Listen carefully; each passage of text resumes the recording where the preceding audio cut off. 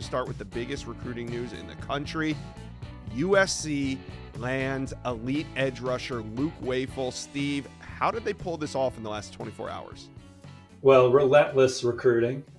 Over the weekend, I thought Luke Wafel was going to go to USC following his official visit to the Trojans campus. They came to terms from an NIL perspective, and it was the best offer on the table financially.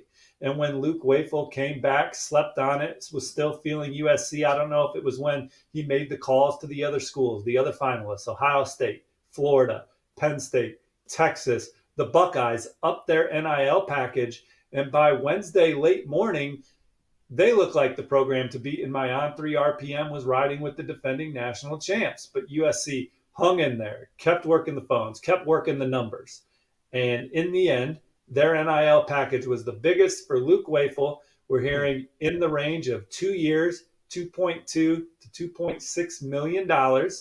And the number one player in New Jersey, a 6'6.5", 255-pound plug-and-play defensive prospect in Luke Wafel, is locked in with USC. Now, Josh, you don't get into these conversations. You don't even get a chance to pitch your NIL offer if you don't have some substance off the field. And USC, their defensive line coaches, Sean Nua and Eric Henderson, those are guys that Luke Wafel feels can get the best out of them. Had a fantastic time at USC in the spring, had a great official visit. He already knows how to surf.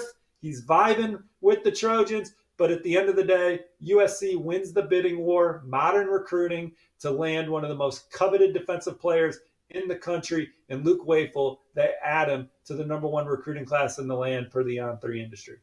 Yeah, looked like Ohio State had come in late and swiped him, and then the Trojans come in even later and land him. So USC currently sitting with the number one recruiting class in the country, 30 total commitments. We expect them to take 35. So there's a couple more spots in this class for some big name prospects. Steve, who do you like for the Trojans to land to finish out this class? Well, they're only recruiting 3 more high school guys right now going into the fall, and then they'll be looking for a couple flips, some guys, some seniorizers, or circling back on some players that maybe they lost the first time around. They didn't lose too many recruiting battles the first time around, but the 3 guys that they're locked in on now after getting Luke Wafel in the fold, 2 of them play wide receiver, Ethan Booby Feaster and Jalen Lott. They're out of the Lone Star State. They both took official visits this summer. I think with Feaster, there's a lot of buzz around Texas A&M and USC down the stretch. Now he's visiting LSU this weekend.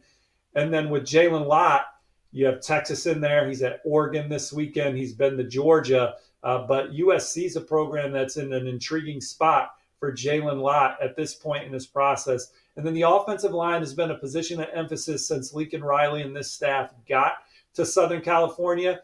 And they have one more target out there, Brett Collegier from IMG Academy. A lot of the buzz in this recruitment has been centering around Georgia and Miami down the stretch.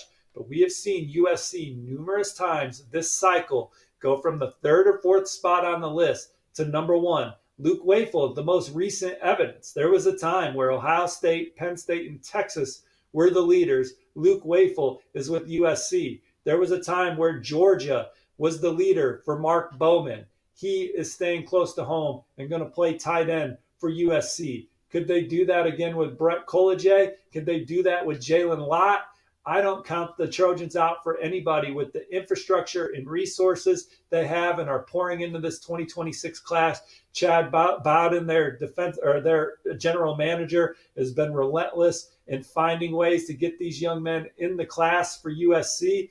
And with Brett Collegier, Ethan Booby Feaster, and Jalen Lott, if you're recruiting against USC over these next couple weeks, you better buckle up and get to work because USC isn't going to make it easy. Yeah, USC is killing it on the trail right now. Trojan fans, talk to us. Who do you think you finish with? Let us know. Comment section below.